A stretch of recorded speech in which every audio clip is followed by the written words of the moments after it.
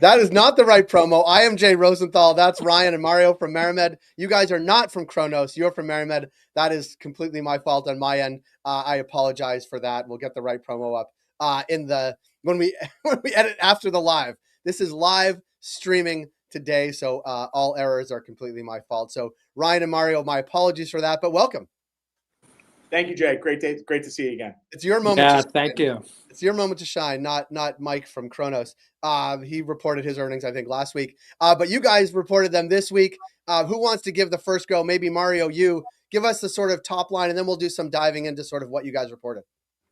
Yeah, I think before getting into our actual numbers, I think it's really important to kind of step back and kind of look at the broader environment we're all kind of operating in. So, it's been a challenging year. No surprise there, with price compression and some mature markets either being in neutral and in some cases even cutting back in terms of revenue. We posted 160 million in revenue growth over last year. Sequentially, we reported 7% in revenue increase year on year, and then sequentially 2%. So I think we're really proud. I think if I had to talk about the year, I think it's about resilience and execution, really, focusing on the core, protecting our margins, and strategically and very methodically thinking about where to invest to develop those growth catalysts going forward. Sorry, let's sit on that for a sec, because obviously price compression, you can look at any market over any time, whether it's early ones or later ones, there's always this price compression, and you just referenced protecting margins. And talking a bit about that, is it about tightening your belts? Is it about doubling down on where you're doing well? Is it both of those things or all of those things? I think it's both. I can let Ryan talk more about what we're doing with respect to on the wholesale side and retail. We're looking for efficiencies wherever we can in terms of automating as much as possible and really focusing on production and, not spending money where it's very discretionary and is not really driving revenue. But it's like moving more to the revenue side. It's really focusing on going deeper and driving a lot of our products into our own stores to really expand on margins. So I can let Ryan talk more about kind of the initiatives that we're doing on that side. Ryan, talk a bit about that. Talk a bit about sort of your own stores and brands, but also sort of expansion into other stores. You're nodding on it, right? Like getting your brands into other into other retailers and being sort of more of a wholesaler. Talk a little about that, because that was prominent certainly in the release. Sure, Jenny. Yeah, as we think about the company and the growth of the company, one of the pieces that we believe is most valuable is our brands. And so, we often, we talk about it in a lot of our meetings internally. It's expand the brand. So how does that relate to expand the brand? Like, that's a filter that we're often talking about. So we expand the brand in our stores, we expand the brand in other people's stores, we expand the brand in conversation, we expand the brand as many ways as we can to get awareness out there and to help people understand that, these are leading products and categories that they should try and or refer to other people. So laser focus there. I think having trusted brands, having great distribution, allows you to have some ability to get new products in people's hands, and that trust, you can't break that trust. So you got to continually perform with the products you give them. You got to give them high levels of service, understand where their pain points are. It's not just the products they buy; it's how you treat them, it's how you build them, it's how you pop up, it's how you show up, it's how you interact with them. And we very much are focused on that interaction. Talk a bit about that, because you all have been in the industry a long time. I've been in the industry a long time and looked at a lot of different markets, and we see brands go viral and then disappear 6 months later. But what's on your chest now? Betty's Eddies and behind your head. Or is that Bubby's behind your head? But Betty's Eddies. Yeah, yes. But Betty's stayed at the top of the charts for years, right? It's sort of like the Beatles in the cannabis realm and the markets that you're operating. Like, from a commercial perspective, what is the secret? Is it about these relationships? Is it about the product? Is it about being sort of laser focused on that thing all the time? Or is it all of those things and then expanding sort of the offerings? Yeah, it really is a multifaceted approach. And we take the same approach across other brands as well. I think we really have a great form factor in Betty's. I think we've got a great differentiation statement around Betty's, right? The ingredients matter. The fact that it's vegan, the fact that it's gluten-free, the fact that it's use case based and effect based. And, we get a lot of feedback that the products really work, where we're using full spectrum inputs, we're using minors, we're using supplements, we're constantly doing LTOs in the brand, and we're consistently, innovating. So I think your customers want to see a brand change and morph over time with the things that they want to see in it. So, talking to our customers, talking to our non-customers, about what they want to see come in the brand. Taking a look at what's happening in non-cannabis food markets. We are students of the CPG game, both inside and outside of cannabis. And it's not just, a person on the team.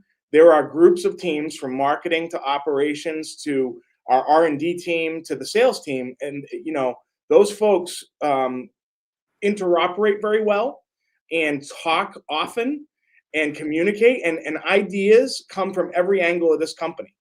And we do a really good job of bubbling up the best ones, making sure we keep the brand story intact for each one of these brands, and that we're always trying to improve.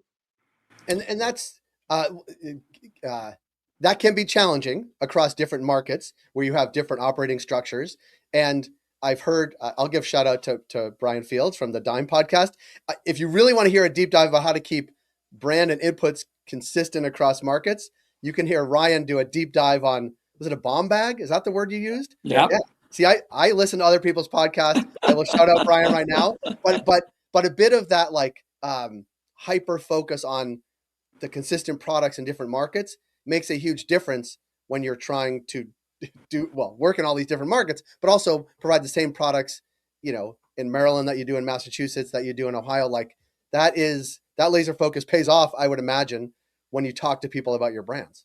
It does. Yeah. And if we're serious as a company about building brands and building them across state lines and across regulatory segments, we've got to be experts at building our brand.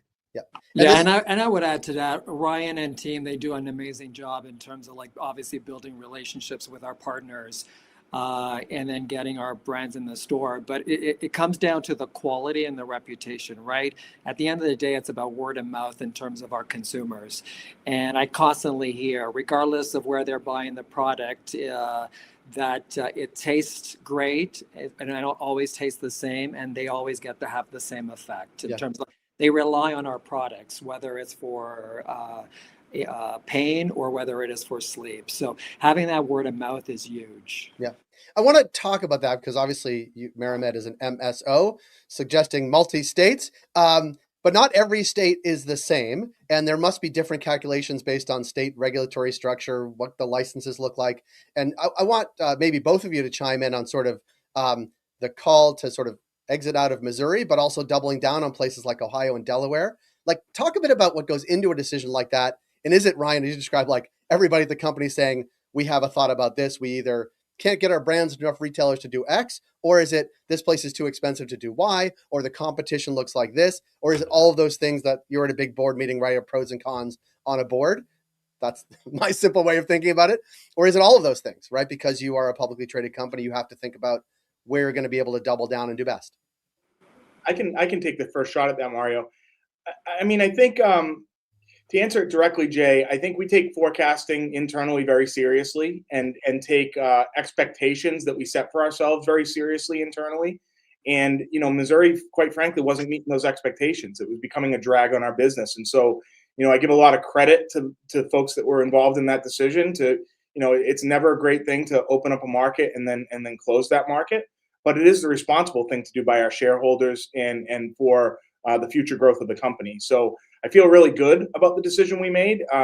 We were having limited traction with folks that were buying up more and more stores and really keeping all the margin for themselves. So I think there are success stories there. I don't feel like we were going to be one of them, or it was going to cost us too much to get there. So I think our dollars were we identified that they could be better spent in other higher growth areas of our business, where we saw higher margin, higher return for the shareholder. Mario's going to shake his head. Yes. I completely agree. Obviously, as the CFO, I'm focused more in terms of like capital allocation, right? We have limited dollars, so where do we apply it and get the best ROI? I know Ryan alluded to, we obviously had high expectations for Missouri. I think it was not an issue of our product. It was more kind of channels and being able to penetrate a market that was very protective. And I think we probably, in hindsight, underestimated that.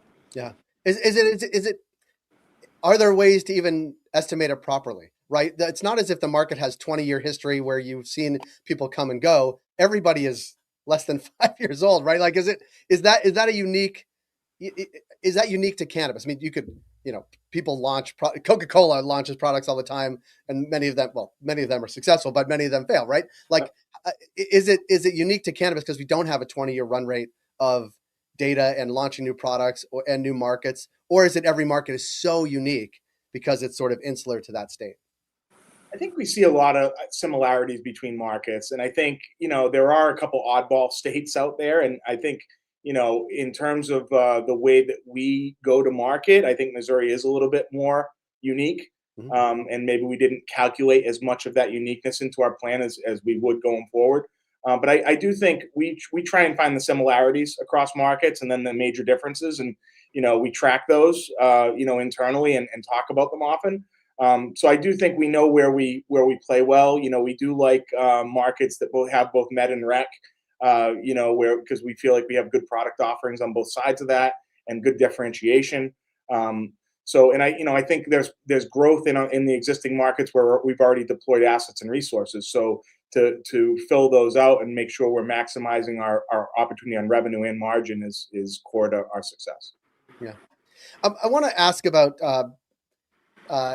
hemp-derived beverages in particular, or even the whole category, because it's been certainly the subject of lots of conversation. That's my diplomatic way of putting it, between, let's say, the sort of heavily regulated cannabis industry, the unregulated or lightly regulated hemp-derived spot, and what is going to happen sort of moving forward is also part of the conversation.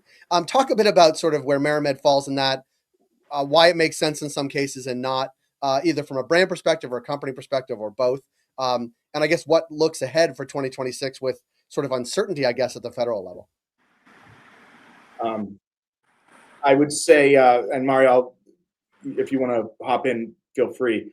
I would say it really starts with expand the brand again for us, right? And to me, it's another channel that's available, but probably just for a short time. So we're treating it as an opportunity, a learning experience to understand those channels as best we can. If they ever do turn back on, we want to understand how, we want to have some relationships there. I think we are looking at it as from the brand side of things to say it's an additional channel. It's also, potentially a channel that opens in a different way over time. So we're just going to stay very close to the news. We're going to continue to think creatively about the brands that we have and how they might play in segments if they were to open up. But, we've been very slim on any type of investment. And so I feel as though, we're well positioned this year to not be impacted negatively by any hemp activity that we've had. Yeah. Yeah. And I would just add to that. I think it's obviously who knows what's going to happen with hemp, but I think, and we're very measured in terms of how we're entering to that space. But even if the spigot is cut off, I think that's also an opportunity for us, because that's competition for us on the cannabis side as customers probably move to hemp. So, it's a double-edged sword for us, and we're trying to find the opportunities on both sides. Yeah, I want to double back onto brand, because I think it is. It's what people like to talk about. It really, it's where the rubber meets the road. And I want to talk about the longevity of certainly Betty's and some other the brands you have, because you've been able to be the first product people try, but also coming back to it. And people have had a really tough time cracking that nut as they come afterwards, or even still, right? Like best minds in the industry, people come from other CPG categories, and they haven't been able to do it. I don't mean like formulation, but is there a secret sauce that or is it something like, because I'm sure there are people, your competitors in markets where Betty's is prominent, or Bubby's, but certainly Betty's, that says we have a brand that we're competing with that has longevity, that has market share, that has retail space, and that people fucking love. How do we recreate that magic? Mm-hmm. Like, I don't want you to give secret sauce, but like, what is the secret sauce? Is it that Ryan shows up and knocks on the door, or is it something other than that? No. In fact, I mean, there's an entire team. I mean, I'm less involved with Betty's today than I have been. I mean, it's one of our brands, so we focus there. Secret sauce is, it's passion, man. Like, you got to have passion for not just for the numbers, right? Like, you got to have passion for really, like, how does the brand show up? Like, do you care about, every detail? And I mean, I think we got a group of people that really truly like care about that brand, like it's living and breathing. And how do we that is the challenge. How do we recreate that same energy around each one of our brands? And that we talk about that a lot. Nature's Heritage, I don't know if you've been to one of our events for Nature's, but man, does the brand show up. I mean, it's like Alice in Wonderland meets Nature's Heritage Cannabis. We've got people in costumes. I mean, it really is an experience. And I think we're doubling down on some campaigns around Nature's this year that will continue to, elevate that brand's identity. Mm-hmm. But we do believe, at the heart and soul of this company and the heart and soul of Betty's and Nature's and Bubby's, we believe that brands talk to people. And we believe that we want to have people smile and nostalgic, have a nostalgic moment with the products that we have and have good times. So, that is not just my belief. That is the karma here. That is the way we think about our products and think about building these brands. So I think if we stay on that path and continue to build those identities, and it doesn't all happen overnight. It's an iterative process, and don't demand too much out of yourself, but like continue to improve, continue to raise the bar, continue to improve, and kind of everything. Don't give up. And I think that's kind of what we do. We really do pay attention. We're not like set it and forget it on these brands. Every one of them is an iterative process. Yeah. And it is sort of a combination of the best thinking, but also the passion behind it. Yeah. It's the passion behind it, and it's the commitment here at the company, but also that translates then to the consumer as well, right? Yeah. They sense it and feel loyal. And ultimately it comes down to loyalty, right? And that word of mouth, like I said, our customers talk about our brand. Our customers, if we're not in a particular market, are asking, when are you going to come to my market? So it's a great position to be in, but it took a lot of work to get there. Yeah, it's definitely not overnight. No, we say it a lot. If we stop today, we've done nothing, right? It will all go away very quickly. So we got to continue to innovate. We got to continue to understand what everybody else is doing, and we got to be better. Yeah. And so that's the pressure we put on, and we deliver, pretty well against it. Well, I appreciate your time during this very busy week. I appreciate the products. I mean, I'm a fan, as I've told Ryan. It's what me and my siblings get for each other when we arrive in Massachusetts is a nice bag of Betty's. So I appreciate that, both from a consumer perspective, but also for you sharing time today and actually sharing the brand story and the business story as well. We will be forward to having you back on in a couple months, but hopefully maybe in real life too, either in Toronto when one of you are here, but also in Massachusetts when I'm back over the summer. So Mario and Ryan, thanks so much. And we will be back with everybody tomorrow for our noontime show on Friday called This Week in Cannabis Live. Ryan and Mario, thanks so much. Thank you, Jay. Thank you, Jay. Nice meeting you. Nice meeting you.